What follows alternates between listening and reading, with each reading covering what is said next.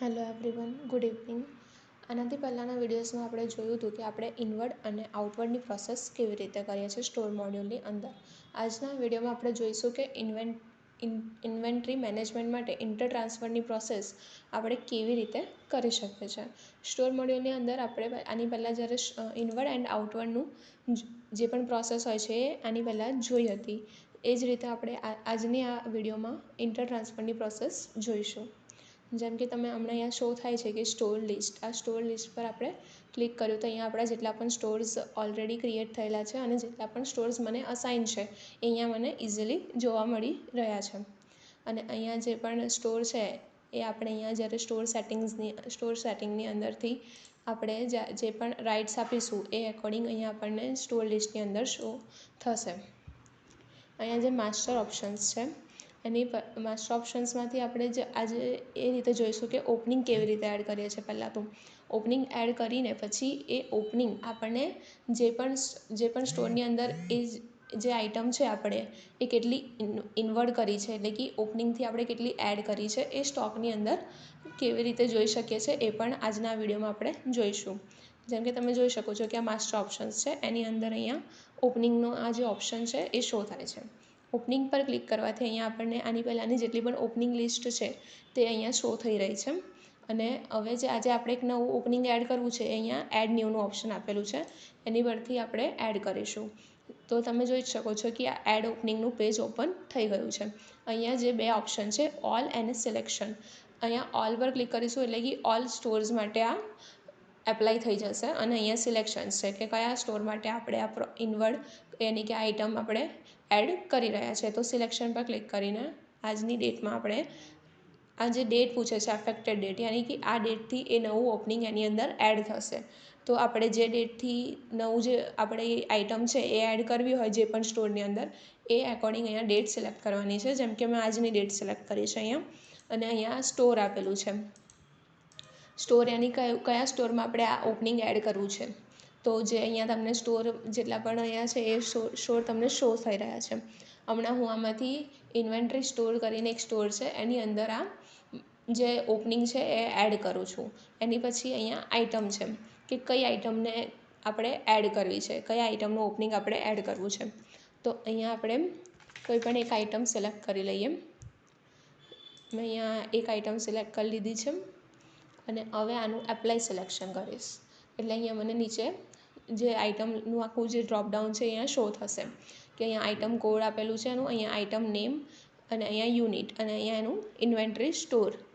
આ જે સ્ટોરમાં આપણે એડ કરવું છે એ સ્ટોરનું અહીંયા નામ આપેલું છે. આની પહેલાં જેટલો પણ સ્ટોક અવેલેબલ હશે અહીંયા અવેલેબલ સ્ટોકની અંદર દેખાડશે, પણ હમણાં 0 દેખાડશે બિકોઝ એક પણ સ્ટોક હમણાં એનો એડ કરેલો છે નહીં. હમણાં હું અહીંયાથી એને એડ કરું છું 20 ક્વોન્ટિટીમાં અહીંયાથી એડ કરું છું. અહીંયા કોઈ પણ રિમાર્ક્સ વગેરે એડ કરવી છે તો આપણે એ પણ એડ કરી શકીએ છીએ. હવે હું આને અહીંયા સબમિટ કરી દઉં છું એટલે આ ઓપનિંગ આપણું ઇન્વેન્ટરી સ્ટોર નામના જે સ્ટોરમાં એડ થઈ ગયું છે. હવે તમને જો અહીંયા ઓપનિંગ લિસ્ટમાં અહીંયા ઉપર જ તમને જે આજનો એડ કરેલો ઓપનિંગ હશે એ અહીંયા શો થઈ જશે. અહીંયા એક્શન પરથી એનું એક્સપોર્ટ એક્સેલ કરવી હોય તો આપણે અહીંયાથી એની એક્સેલ પણ એક્સપોર્ટ કરી શકીએ છીએ. હવે એની પછી આપણે જોઈએ કે એનો સ્ટોક આપણે કેવી રીતે જોઈ શકીએ છીએ. હમણાં મેં ઓપનિંગમાં એડ કર્યો છે તો હવે સ્ટોર લિસ્ટની અંદર એ જ સ્ટોરની અંદર મને એનો સ્ટોક જોવા મળવો જોઈએ જે સ્ટોરમાં મેં એડ કર્યો હતો. તો આ જે ઇન્વેન્ટરી સ્ટોર છે એમાં મેં એડ કર્યો હતો. તો અહીંયા સ્ટોક પર જઈને હું જોઈશ. અહીંયા જેમ કે એ આઇટમનું નામ સિલેક્ટ કરવું છે તો એ પણ સિલેક્ટ કરી શકીએ છીએ. બાકી ડાયરેક્ટ આપણે સર્ચ કરીશું તો જેટલી પણ અહીંયા આની અંદર ઇન્વેન્ટરી થઈ હશે ઇન્વેન્ટરી પ્રોસેસીસ તો એ અહીંયા ડાયરેક્ટ તમને જોવા મળી જશે. તો જો અહીંયા આપણે સર્ચ પર ક્લિક કર્યું છે તો અહીંયા આપણને બતાડે છે કે આ સ્ટોરની અંદર આ બે આઇટમ્સનું ઇનવર્ડ એન્ડ આઉટવર્ડ થયેલું છે. તો જુઓ હમણાં જે આપણે આઇટમ એડ કરી હતી બેઝ પ્લેટ કરીને હતી. તો તમે અહીંયા જોઈ શકો છો કે જે આપણે ઓપનિંગ એડ કર્યું હતું એ અહીંયા આપણને દેખાડે છે કે 20 આપણે ઇન્વર્ડ કર્યું છે, ત્યાંથી એડ કર્યું છે ઓપનિંગ. અને અહીંયા હવે અવેલેબલ સ્ટોક બતાડે છે કે કેટલું અવેલેબલ સ્ટોક આની અંદર હમણાં છે. અને જે લાસ્ટ ઇનવર્ડ પ્રાઇસ આપણે જે પણ પ્રાઇસ ત્યાં એડ કરી હશે તો એ પણ આપણને અહીંયા શો થશે. હવે એની પછી આપણે જોઈશું કે એક સ્ટોરથી બીજા સ્ટોરમાં કેવી રીતે ઇન્ટર ટ્રાન્સફર થાય છે. ઇન્ટર ટ્રાન્સફરનો મિનિંગ છે કે એક સાઇડ પરથી બીજી સાઇડ પર આપણે કોઈ પણ મટીરિયલ છે એ આઉટવર્ડ કરવું છે, યાની કે કોઈ પણ જેમ કે આ ઇન્વેન્ટરી સ્ટોર પરથી આપણને બીજા કોઈ સ્ટોર પર આપણું જે મટીરિયલ છે એ સપ્લાય કરવું છે, તો એને ઇન્ટર ટ્રાન્સફર પ્રોસેસ કહેવાય છે. કે એક સ્ટોર પરથી યાની કે એક સાઇડ પરથી બીજી સાઇડ પર આપણું જે મટીરિયલ છે એ ટ્રાન્સફર થશે. તો તમે જોઈ શકો છો કે આ ઇન્વેન્ટરી સ્ટોર છે, એની આપણે પહેલાં આમાં સ્ટોક જોઈ લીધો કે જે આઇટમ આપણે એડ કરી હતી એનો સ્ટોક આપણે અહીંયાથી ચેક કરી લીધો કે એ સ્ટોક એડ થઈ ગયો છે ઓપનિંગ થ્રુ.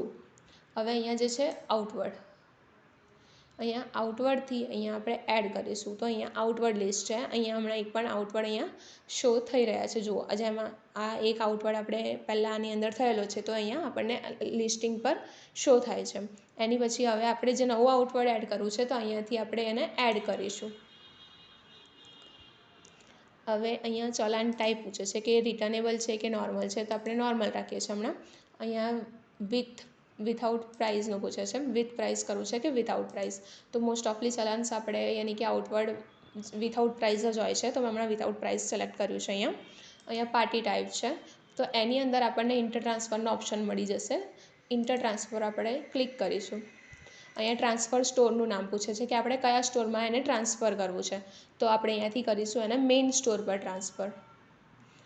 હવે જે છે અહીંયા gate pass number and date પૂછે છે. અગર એ એડ કરવી હોય તો આપણે અહીંયાથી ગેટ પાસ નંબરને એ પણ એડ કરી શકીએ છીએ. અહીંયા પીઓ નંબર, કોઈ પીઓ આપણી જોડે આવેલો છે તો એનો પીઓ નંબર છે કે ડેટ છે એ પણ આપણે એડ કરવી છે તો કરી શકીએ છીએ.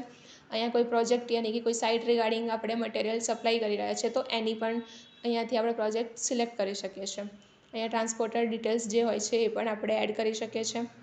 હવે અહીંયા જે છે સિલેક્ટ આઇટમ, અહીંયા આપણે જે આઇટમનું આપણે ઓપનિંગ એડ કર્યું એ જ આઇટમ હવે અહીંયાથી આપણે સિલેક્ટ કરીશું, જેથી કરીને આપણને ખ્યાલ આવે કે એ પ્રોસેસ કેવી રીતે થઈ રહી છે. હવે અહીંયા મેં જે આઇટમનું હમણાં એડ આઇટમ કરીને ત્યાં ઓપનિંગ એડ કર્યું હતું એ જ આઇટમ મેં અહીંયાથી સિલેક્ટ કરી છે. તો જો આઇટમ આપણે સિલેક્ટ કરી લીધી છે. હવે અહીંયા જો એનું અવેલેબલ સ્ટોક પણ બતાડી દે છે કે 20 એનું સ્ટોક છે, બિકોઝ આપણે ઓપનિંગથી એને એડ કરી દીધું હતું અને સ્ટોકમાં આવી ગયું છે. હવે અહીંયા આપણને ક્વોન્ટિટી પૂછે છે કે આ જે સ્ટોર છે ઇન્વેન્ટરી સ્ટોર, એની અંદરથી આપણે કેટલું મટીરિયલ સપ્લાય કરવું છે. 20 ક્વોન્ટિટી આપણી જોડે છે અવેલેબલ, અને હવે આપણે મેઇન સ્ટોરમાં કેટલી ક્વોન્ટિટી ટ્રાન્સફર કરવી છે, તો આપણે જેમ કે 20 ક્વોન્ટિટી ટ્રાન્સફર કરવી છે તો એ પણ કરી શકીએ છીએ. અહીંયાથી આપણે 20 સિલેક્ટ કરી લઈએ, 10 કરીએ, જેથી કરીને આપણને એનો રિપોર્ટ ખબર પડે કે કેવી રીતે સપ્લાય થઈ રહ્યું છે. હવે અહીંયા જે એનું ટોટલ વેઇટ વગેરે એડ કરવું છે તો અહીંયા એ પણ એડ કરી શકીએ છીએ આપણે. એની યુનિટ છે અહીંયા ડિક્લેરેશન કોઈ એડ કરવું છે તો, અહીંયા રિમાર્ક્સ વગેરે અગર કોઈ એડ કરવી છે તો આપણે એ પણ એડ કરી શકીએ છીએ. અહીંયા એટેચમેન્ટ છે, અગર પીઓનું કોઈ એટેચમેન્ટ અગર આપણે કરવું છે તો આપણે અહીંયાથી એ પણ એડ કરી શકીએ છીએ. અને અહીંયા જે છે પ્રિવ્યૂનો ઓપ્શન છે, અગર આપણે આને પ્રિવ્યૂ કરીને જોવું છે તો આપણે પ્રિવ્યૂ કરીને પણ જોઈ શકીએ છીએ. અને ડાયરેક્ટ સબમિટ કરવું છે તો સબમિટ કરી દઈશું અહીંયાથી આપણે. મેં જે હમણાં સબમિટ કરું છું આને. આ જો આપણું ઇન્ટર ટ્રાન્સફર સબમિટ થઈ ગયું છે, એટલે અહીંયા હવે આપણને દેખાડે છે કે આ ઇન્ટર ટ્રાન્સફર હમણાં આપણે એડ કર્યું હતું એ છે. અહીંયા જે સ્ટેટસ બતાડે છે હમણાં પેન્ડિંગ બતાડે છે. હવે આપણે અહીંયાથી જે મેઇન સ્ટોરમાં ટ્રાન્સફર કર્યું છે તો આપણે અહીંયાથી હવે મેઇન સ્ટોરમાં જઈને જોઈશું કે એની રિક્વેસ્ટ આવી હશે. આ ઇન્ટર ટ્રાન્સફરની અંદર જે પણ હમણાં ઇન્ટર ટ્રાન્સફર થયું છે અહીંયા આપણને શો થશે.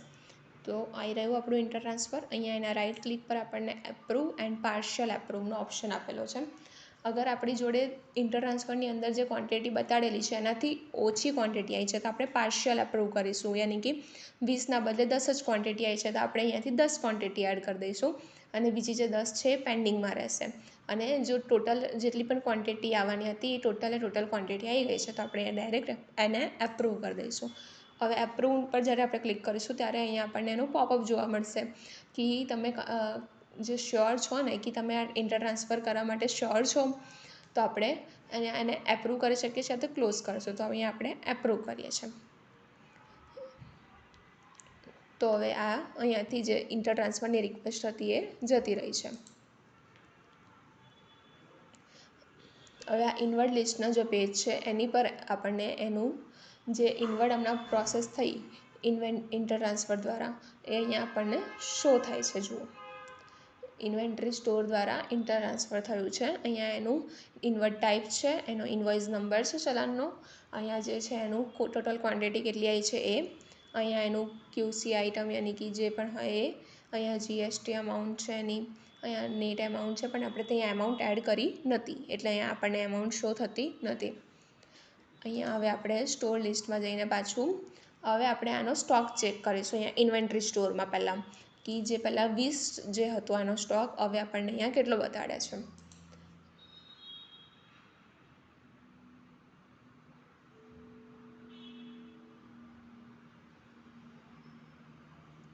તો તમે જોઈ શકો છો જે પહેલાં 2 આઇટમ અહીંયા શો થતી હતી એના બદલે હવે આપણને અહીંયા એક જ આઇટમ શો થાય છે. જે આપણે બેઝ પ્લેટનું જેટલું પણ સ્ટોક આપણે અહીંયા એડ કર્યો હતો એ ટોટલ અહીંયાથી ઇન્ટર ટ્રાન્સફર થઈ ગયો છે એટલે હવે એનો સ્ટોક અહીંયા આપણને જોવા મળશે નહીં.